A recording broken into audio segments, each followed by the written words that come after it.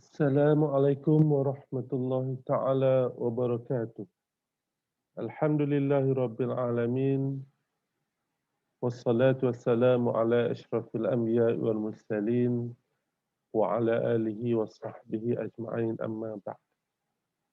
Inshallah, we would like to present our paper today entitled Developing a Method of Understanding Tafsir Nurul Ihsan using intertextual reading, a study using the S-curve method.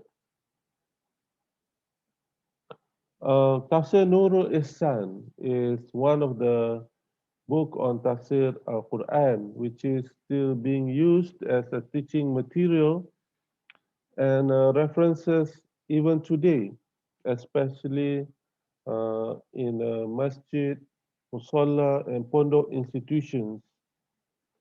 However, there are certain sections of the public who have criticized this book, Tafsir Nurul Ihsan, because um, of the certain shortcomings in the writing of this book, Tafsir Nurul Ihsan, by the author Sheikh Muhammad Sa'id. This book was written in 1970.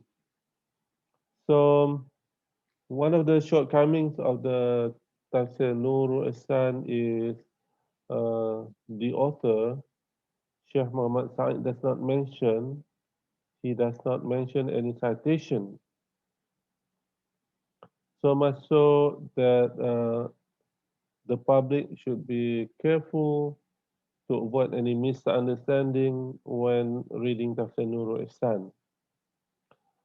Since Tafsir Nurul Ihsan has been used as a teaching material in the Tafsir Al-Quran and as a reference by the public, there is a need to refine this piece of work. And this study is an attempt to refine sources of references and the interconnections between the original text and other tafsir texts uh, using intertextual reading.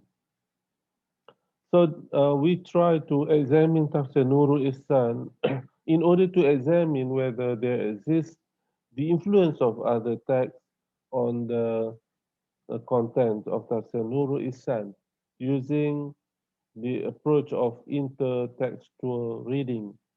So the study focuses on the application of S-curve method on the text of Tafsir Nurul Ihsan as an effort towards the refinement of the text, which hopefully would be able to contribute to improving the Tafsir Nurul Ihsan.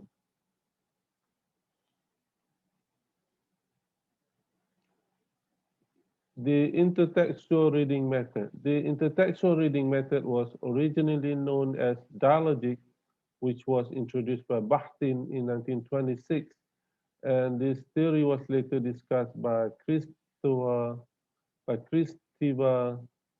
1980. So this study tried to examine um, one angle from the aspect of applying the form of intertextual method, namely the application of S-curve method. S-curve is one of the methods listed in the forms of intertextual methods used to identify the text sources that are general and abstract. There are 5 debates discussed by Sheikh Muhammad Sa'id, the author of Tafsir Nurul Ihsan, which are Sabab, Nuzul Ayat, Hadith, the stories of Israeliyat, Nasikh and Mansukh, and Fadilat.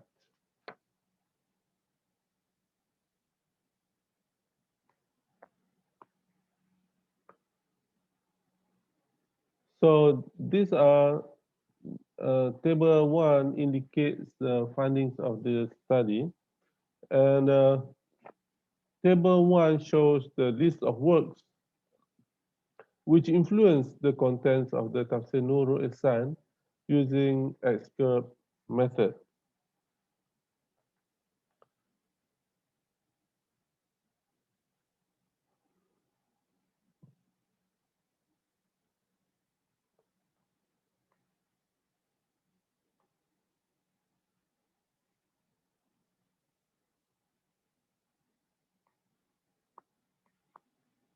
Table 1 indicates that Tafsir Nurul Ihsan was influenced by Tafsir Al-Jalalain 35 times, which is equivalent to 13.6%. Tafsir Al-Jamal 116 times, or 45%. Tafsir al-Baydawi 22 times, equivalent to 8.5%. Tafsir al-Khazin 47 times, equivalent to 18.2%. Tafsir al-Baghawi 8 times, or equivalent to 3.1%. Tafsir al-Tabari 2 times, equivalent to 0.7%. Tafsir al-Qurtubi 13 times, equivalent to 5%. Tafsir al-Razi 5 times, equivalent to 2%. Tafsir al-Nasafi 2 times, 0.7%. Tafsir Ibn Kathir 6 times, equivalent to 2.3%. And Tafsir al-Tha'labi 2 times, or equivalent to 0.7 times. So based on this study, it could be concluded that intertextual reading or intertextual approach has its own method. This intertextual approach combines processing, constructing, and digestion of the two aspects, which are the internal and external aspects of the construction of this Tafsir Nurul Ihsan. The internal aspect is observed when the authors set the style of interpretation or tafsir according to their own aspirations, while the external aspect is when there exist internal works which affect the written text. Tafsir Nurul Ihsan is a tafsir which was written by Sheikh Muhammad Sa'id in 1970, and this tafsir book has received widespread acceptance not only in Malaysia but also in Egypt and Thailand, on par with other contemporary tafsir. What's interesting about Tafsir Nurul Ihsan is its brief presentation style, even under, uh, understandable by the layman. Sheikh Muhammad Sa'id referred to 11 works in writing Tafsir Nurul Ihsan, which are Tafsir Al-Jalalain, Tafsir Al-Jamal, Tafsir Al-Baydawi, Tafsir Al-Khazin, Tafsir Al-Baghawi, Tafsir Al-Tabari, Tafsir Al-Qurtubi, Tafsir Al-Razi, Tafsir Al-Nasafi, Tafsir Ibn Kathir, and Tafsir Al-Tha'labi, in debating 75 contexts and occasions of the revelation of the Quran, 38 hadith of the Prophet, 125 stories of Al-Isra'iliyat, 15 of Nasikh and Mansukh, and 5 of the texts about the advantages or fadilat, which are very interesting for people to learn. So through this study, the sources of reference for all referred text and the information which was omitted from the original text are identified by this study. So therefore, this study reveals that Sheikh Muhammad Sa'id, the author of Tafsir Nurul Ihsan, neither used unsupported facts nor used his own opinion in producing Tafsir Nurul Ihsan.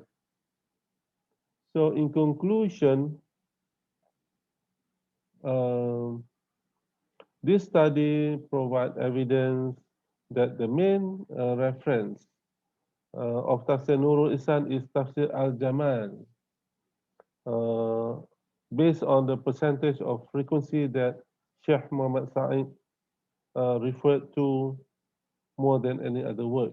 While Tafsir Al-Jalalain, Tafsir Al-Baydawi, Tafsir Al-Khazin, Tafsir Al-Baghawi, Tafsir Al-Tabari, Tafsir Al-Qurtubi, Tafsir Al-Razi, Tafsir Al-Nasafi, Tafsir Ibn Kathir, and Tafsir Al-Tha'labi were the side words which were used by Sheikh Muhammad Sa'id as references in writing Tafsir Nurul Ihsan.